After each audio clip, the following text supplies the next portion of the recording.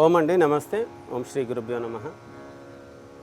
నడుము నొప్పి అలాగే పొట్ట తగ్గడానికి రెండిటికి కలిపి ఒకే ఆసనము నౌకాసన్ లేదా నావాసన్ అంటారు. అది బోట్ పోజ్ అనమాట. ఒకసారి ఎలా చేయాలో చూపిస్తాను.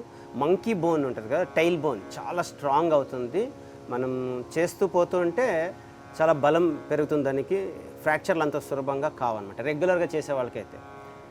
ఈ మధ్య కాలంలో ఎక్కువ మందికి వస్తుంది మంకీ టైల్ బోన్ ఫ్రాక్చర్స్ వస్తున్నాయి. అంటే వీక్నెస్ అవ్వడం వల్ల అనమాట. యూరిక్ యాసిడ్ పెరిగిపోయి బాడీలో చాలా ప్రాబ్లమ్స్ వస్తుంటాయి కాబట్టి బోన్స్ అన్నీ వీక్ అవుతాయి.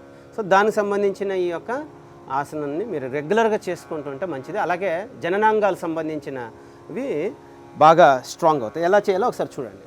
నెమ్మదిగా ఇట్లా కొంచెం లైన్ పోస్చర్స్లోకి రావాలి. శ్వాసలు తీసుకుంటూ నెమ్మదిగా అప్ చేయాలి. ఫస్ట్ ఇది 30 degrees యాంగిల్లో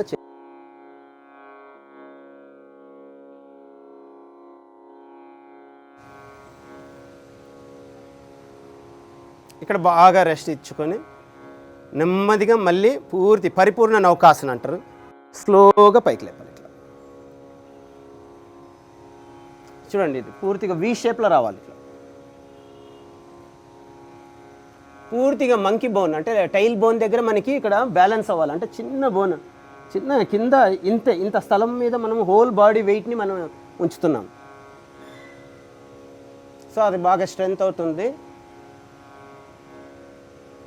ఇన్ఫర్టిలిటీ ప్రాబ్లమ్స్ ఎవరికైతే ఉన్నాయో ఇక్కడ స్వాదిష్టాన చక్రాన్ని ఉంటుంది. ఆ యొక్క వీల్ బాగా పనిచేయడం చేత జననాంగాలు అంటే రీప్రొడక్టివ్ ఆర్గాన్స్ ఫంక్షన్ బాగుంటుంది.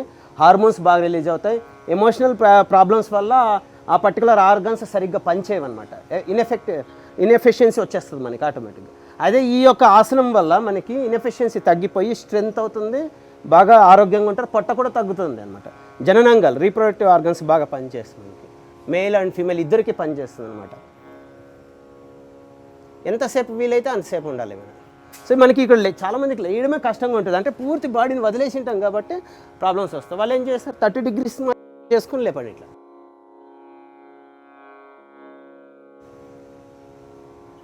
సో ఇది పూర్తిగా మళ్ళీ ఎంతసేపు ఉంటే అంతసేపు, మినిమం 30 seconds ఉండడానికి ట్రై చేయండి. ఓకే, 10, 20, 30 seconds అట్లా రేంజ్ పెంచుకుంటా రోజు రోజుకి ఉండాలి. తర్వాత పూర్తిగా విశ్రాంతి చెందాలి.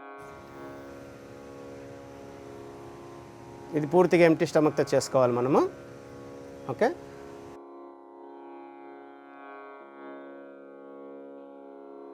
నెమ్మదిగా సైడ్ టర్న్.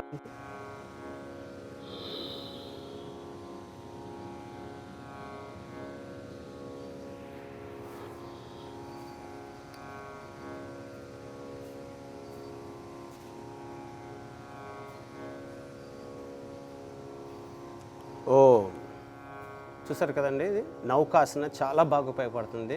2 విధాలు చూపించాను మీకు, 30 degreesలోను పూర్తిగా వి షేప్లోను కూడా. దీన్ని బాగా చేసుకుంటే మీకు పొట్ట తగ్గుతుంది, బ్యాక్ పెయిన్ తగ్గుతుంది, ఇన్ఫర్టిలిటీ ఇష్యూస్ కూడా నెమ్మది తొలగిపోతాయి. చాలా బాగా పనిచేస్తుంది. రైట్. ఓం